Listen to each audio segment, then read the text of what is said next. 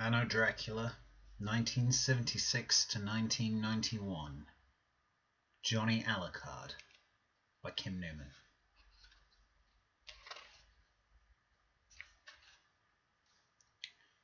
Prologue. Promises to Keep. Anno Dracula, 1944. Even before the war, Transylvania was the country of the dead. These forests and mountains were homeland to the dead that walked. The boy had no fear of vampires, nor of the Germans and the Russians. Nothing more could be done to him. Once the boy had known a home. His world included parents, a larger family, church and school, playthings and playmates, food preferences, choices of clothing. Now that was a hazy dream, a story told around the campfire. The Iron Guard, Romania's SS, had come to his village to put an end to red activity, blotting out his former life with flame and blood. The boy couldn't separate his own tattered memories from the images which sprang into his mind from the others' stories. In the dark, he remembered things which had happened to Brastov, Nikolay, or Magda. Sometimes he even sank into the golden, embroidered past of the Baron Meinster, whose tales of lost elegance and privilege no one believed. Over half the partisan band were Reds, but they let the Baron retain his title and the pretense of command. The boy fought the vampire Brastov, who'd once let slip that he could also claim a title, was the true leader. The sullen living man, Nikolay, was the brute who made sure the sly cat-like Brastov got his way most of the time. The fiercely independent Magda Kuza, a Jewish social democrat, always argued her own course, forcing the men to take her into account. The boy never added to the endless debates. They all knew better than to issue him orders. He did what he did, and that was the end of it. Alone on the ill-maintained road to Dinu Pass, the boy leant on his rifle while he made a slow path upwards. Stood on its stock, the Russian gun was fully 3/4 his height. Inherited from a fallen partisan, the rifle was his only true comrade. Well after midnight, the whole band had fallen into the sleeping, waking habits of the undead among them. The air was thickly moist, either heavy mist or light drizzle. There was no moon. On the plain below it was summer, hot August made hotter by the still burning petroleum refineries of Ploietzky. Poisonous black smoke was everywhere. High in the Transylvanian Alps, the ice grasp of winter never fully relaxed, and the air was clear and sharp in the lungs. The boy saw little, the occasional glistening patch of wetness on black granite or blacker fir tree, but heard all the sounds of the night, the tiny scurrying creatures who were justifiably afraid of him, his staple diet, when they could be had, and the ancient, everlasting creek breath of mountain and forest. No Germans had been to Dinu Pass for 3 years, since the Wehrmacht abandoned the ancient keep that perched above the deepest gorge. The Iron Guard was smashed, thrown away by the Nazis in the war against the Russians. Their passing didn't make this a safe country. The forests were infested with bandits, deserters, wolves, rival night creatures. Often the partisans didn't know who they were fighting until the skirmish was over and bodies could be examined. Carefully, solemnly, The boy made his way up the steep road. He did not know how the message had been received, but they were summoned to Dinu Pass, to the keep, to meet with the one they all respected and feared, far above circus clowns like Hitler and Stalin. Dracula. Even a boy without history, with little sense of what came before or after any moment, knew the name. It came with many titles, more even than Meinster claimed. Voivode, Prince, Count, Vlad Tepes, Prince Consort, Graf, King of the Cats, Prince of Darkness, Sovereign of the Damned. In these mountains, the peasants and the gypsies knew the titles were a cloak, meaningless and unnecessary. Here, the name was enough. Dracula. For months Baron Meinster had regaled them with yarns of Count Dracula, his father in darkness, father and furtherer of almost all the vampires in the world. Transported by his own stories, the Baron seemed little more than an excited boy himself, with his wave of golden hair, natty grey cloak, and odd fastidiousness about feeding. He spoke of the old times, when the undead were masters of the warm, as fondly as a Red spoke of the coming age, when the masters were killed and the workers ruled. Now, at the point of entering the royal presence, the Baron was quiet on the subject. Perhaps the father was as inclined to punish as reward, and Meinster too doubted his self-declared status as the favoured get. Suddenly the keep was in front of the boy, radiating cold like a monumental chunk of black ice. He felt no discomfort. Cold was his natural condition, as much as hungry. He no longer shivered, rarely made a sound, never complained. Invisible until its walls were only feet away, the keep had been built of blocks quarried locally. It seemed grown from the mountain, commanding the pass, moated by a deep gorge crossed by a shored-up causeway. For generations, Dracula had been away, adventuring in the world, spreading his bloodline across the globe, making and changing history. Now, in his homeland's hour of darkest need, he was returning. Brastov speculated that the Count had been shipped from Cairo to Italy by the Americans or the British, and flown over Transylvania by planes like the bombers that had destroyed the Plotzky refineries in April. Above the clouds, he would slip out of the aircraft to glide on great level wings, down towards his native soil. His coming was the blue flame that would spark an uprising, uniting all the partisans, taking Romania out of the Axis. Brastov, looking to Russia, and Meinster out for himself, welcomed the return of Dracula, but the warm, Magda, the old gypsy Maliva, were wary, fearful that one great evil was to be exchanged for another. The boy was early.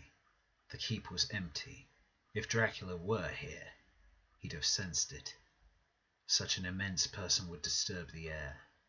He stood on the causeway and made out the arch of the ungated entrance to the courtyard. Nothing was here, not even rats. He cared little that in Bucharest General Antonescu was withdrawing from alliance with the Germans and Italians, that the army was on the point of turning against the Nazis they had fought beside in Russia. Even the hotly anticipated uprising didn't excite him, for he had no belief in the future.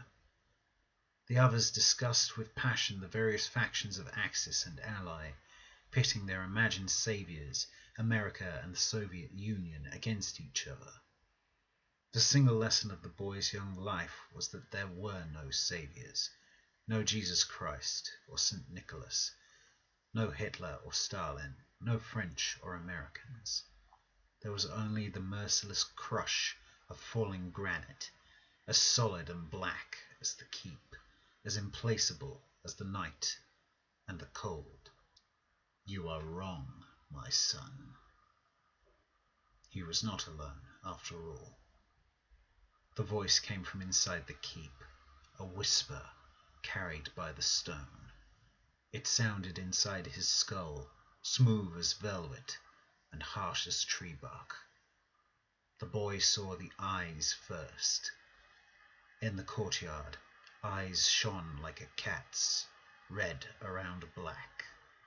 The boy approached, passing under the arch. "I am Dracula," said the tall vampire. The boy had no reply. Before Dracula, he was no one. Dracula did not have leather wings, but a one-piece black jumpsuit, autopsy scarred by silver-white zips, worn over heavy airman's boots and under a woolen cap. His hands were ungloved and very, very white. His face was unlined but ancient, so pale it had a faint moon glow. His hair was night black, thick and unruly like his eyebrows and mustaches. A leather satchel lay by his feet. He was the only person the boy had seen this past year who was not carrying a gun. Used to the undead, having lived so closely with Meinster, Brastov, and others, he understood how the red thirst that set them apart was as much a weakness as his own hunger, that they were not so different from warm men and women. Dracula was different, the creature he had imagined vampires to be before he had met one. Then all he had known of the undead came from the whispered stories of old women like Maliva, whose memories of Meinster's golden age were of stolen babies and opened throats. The others were watching from back in the forest, from up in the trees. It had been decided the boy alone should go first to the meeting place. Brastov worried that the Count would see anyone larger as a threat and scent betrayal. Every few weeks, he and Nikolay decided someone was a traitor and killed them for food, while Magda claimed they had no proof that Dracula was not secretly on the side of the fascists who would lead them all into a trap and death. Also, and only now did the boy understand this, the whole band recognized that he alone was truly without fear, truly did not care what happened to him. Once, Maliva had said of him that he was deader than any vampire. When the old woman realized he had overheard her, she was afraid of what he would do, but he took a cold pride in her understanding. He was dead as ice or stone, as impossible to hurt. "It is well we should meet, my son." Dracula was not his father. He had no father. "Again, you are wrong. I shall be your father, and more than a father." The boy felt nothing but the absence of feeling. He had no love, no hate, no fear. He was empty. He noted that Dracula heard his thoughts as if they were words, but did not care. "Come to me," said Dracula, extending a ghost-white hand. His nails were blood-black diamonds. The boy stood before the Count. The red eyes were supposed to overwhelm him, to impose a will upon his own, to draw him close. But there was nothing in his heart to catch, nothing to pull. Dracula smiled. Pearl-white, sharp teeth showed beneath his mustaches. "It is good you are so hard inside," he said, not out loud. "It is fitting."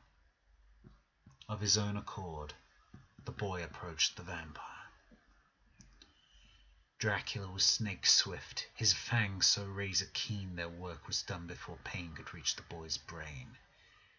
He understood the others had known about this, had delivered him to Dracula as an offering. He was not alive, so his death would mean nothing. At the end, he felt only the cold. Dracula spoke to him in his mind. All through the sucking and draining, he soothed and demanded, made promises and prophecies, shared secrets and passions. When the boy was empty, Dracula hugged the almost weightless body to his chest and strode out of the courtyard, onto the causeway. The boy could still smell, his nose filled with the male animal scent of the undead giant, which sparked more memories. Hundreds of years of memories of distant times and lands, of unknown and unknowable things. His own family came back to him. He could remember the name they had called him, and the whole truth of their deaths. He was swept beyond a cloud of terror into the womb and the pasts of his parents and their parents. Throughout centuries there was always the black figure with scarlet and silver highlights, the eternal presence of Dracula. A finger tapped at his temple, fluttering his eyelids open. Dracula wiped his mouth clean on his sleeve, ensuring that the boy's attention was on him. "Don't run away yet, my son." Dracula poked out his tongue, like a goblin or a cheeky boy. It was long and scarlet, swollen at the end. It looked not like a tongue, but a red adder. The vampire shut and opened his mouth, nipping off the very end of his tongue. A tiny lump of flesh was neatly severed. Dracula spat it out to one side. His mouth filled with his own blood, leaking through the corners of his smile. Even in the night it was rich and red. He bowed his head and kissed, prizing the boy's mouth open with his bleeding tongue. A flow of cold, salt blood came, sliding over the boy's palate and into his throat. The boy remembered his mother's breast. He suckled. After seconds that stretched out forever, he was thrown away, off the causeway. The blood in his mouth and stomach burned like ice. The voice in his head was a wordless cry of joy. He thumped against a slope of pebble and leaf mulch and rolled into the gorge, smacking against bushes and outcrops, shuddering in death and turning and rebirth. His old life, even from moment to moment with the partisans he'd had a mortal life, was shredded away. His sturdy, dead man's clothes ripped on flints. He lay in a tangle in the dark. Now he could see the stars, even through thick clouds. Above, he was Dracula, arms proudly folded. Meinster's band came out of the forest to kneel before him, to take their orders. The insurrection was set for the 23rd of this month, to be awed by the presence. Below he was not who he had been, but not yet who he would become. The boy was, however, thirsty.